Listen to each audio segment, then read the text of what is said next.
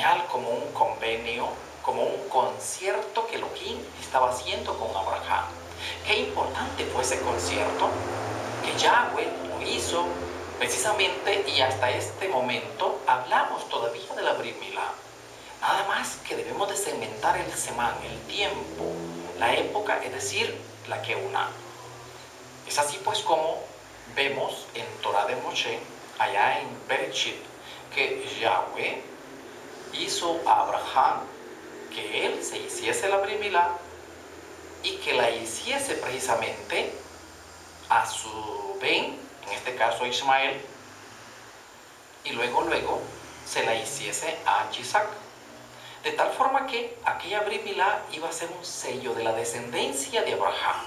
No importa que sea Ismael, no importa que sea que los palestinos, es decir, lo que es Esab, y no importa que sean los madianitas, la descendencia de Ketura, no importa que sean las 12 tribus de Israel, es decir, todos ellos son descendencia de Abraham y no todos son Bene Yahweh.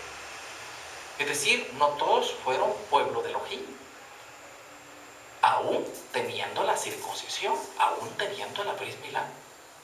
De tal forma que de allí tenemos que ir sacando conclusiones que toda la descendencia de Abraham iba a tener la Brit Milá, pero que esa Brit Milá iba a valer para la descendencia de la promesa, que es Isaac y Jacob, iba a valer por descendencias, por generaciones.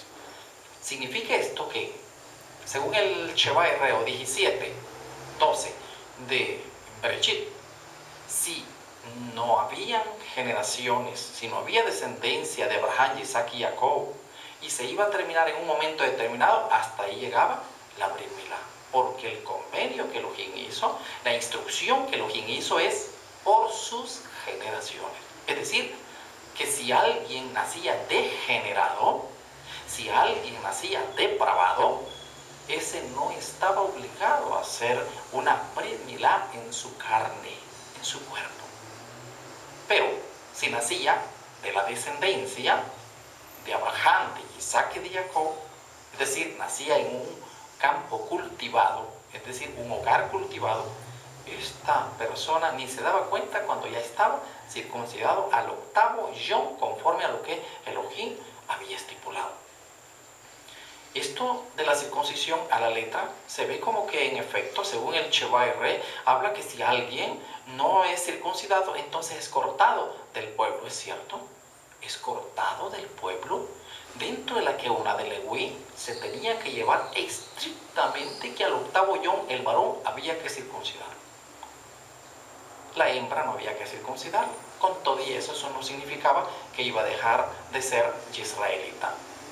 Es decir, que en el varón venía la línea de la circuncisión, porque iba a llegar un momento en que iba a ser cortado en la Keuná de Leví e iba a ser una nueva Keuná, y la circuncisión de aquel varón que venía en línea tenía que llegar inclusive a la circuncisión en el Mashiach Yahushua, quien nació que se logra entender que nació de la tribu de Judá. Por lo tanto, según Galatín o Gálatas, que se le llaman el 4:4, menciona que el Mashiach vino y nació de una Isha, de una mujer, y fue súbdito a la Torah. Cuando nosotros leemos eso, como que tenemos una confusión, pero usted y todos y su servidor debemos de entender que el Mashiach Yeshua vino en la Keuná de Leví. Mashiach Yeshua no vino en la Keuná de Melquisedec.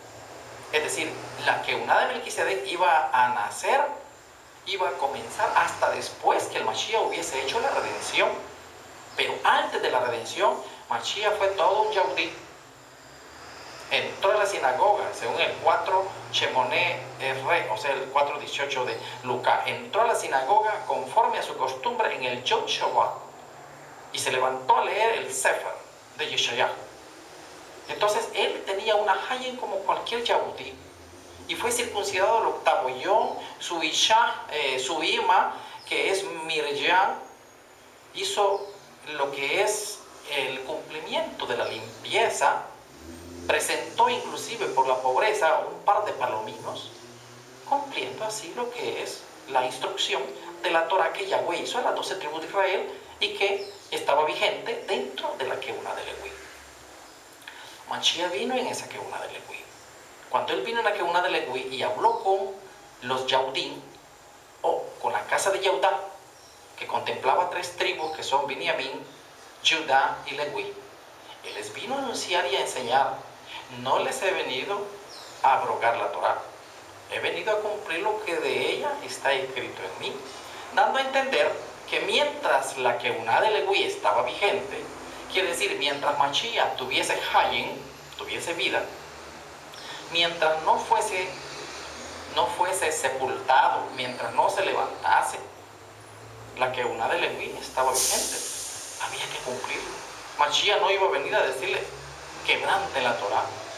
¿Por qué? Porque eso iba a ser algo en contra de la instrucción de nuestro Elohim, de Yahweh.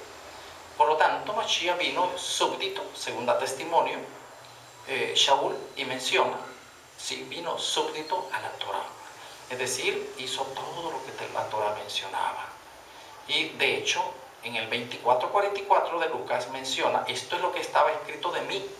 ¿A dónde? En la Torá de Moshe, y en la Torá de Neviín, y en los Teilim, o sea, los Salmos. De tal forma que aquí podemos ir observando que una de las confusiones que el mundo ha tenido durante 2000 años, y no estoy hablando de la casa de Efraín, la casa de Efraín ha sido instruida a través del Ruach HaKodesh con la certeza de lo que estamos hablando en este momento, que esta es una continuación. Es decir, que el entender, hay algo importante, y es que cuando Mashiach habla durante su semán, su tiempo, anunciando la Besorá, es decir, la instrucción de él, las noticias de él a la casa de Judá, como lo hizo en la Keuna de Leví, él estaba hablando de acuerdo a la Keuna de Leví. Estaba instruyéndolos a que debían de mezclar dentro de su preocupación por guardar Torah, tenían que mezclar lo que es la ahabá, o sea, lo que es el amor, lo que es la rahamín, lo que le llaman misericordia. De tal, porque eso no lo tenía la casa de Judá. La casa de Judá lo que tenía en aquel momento, hace 2000 shanim, que vino el Mashiach, lo que tenía fue letra.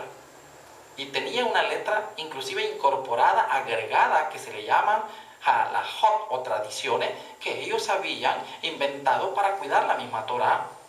La Torá pues fue como un cerco que cuidaba a la casa de Judá en ese momento, y la casa de Judá había aumentado aún todavía para cuidar la misma Torá. Pero se llegaba el momento importante en que la semilla biológica regada en el planeta y que había caído en las naciones, que se le llaman gentiles, goyim o paganos o idólatras, había que recogerla. Como había que recogerla, entonces se volvía un problema la Keuna de Leví, porque la Keuna de Leví no facultaba a que la semilla degenerada regresara. Por lo tanto, Yahweh, cumpliendo la promesa con Abraham, que en su simiente iban a ser con Berajá todas las familias de la tierra, entonces viene y hace que Mashiach sea la simiente especial, la promesa pues, para que aquella semilla regada en el planeta pueda regresar.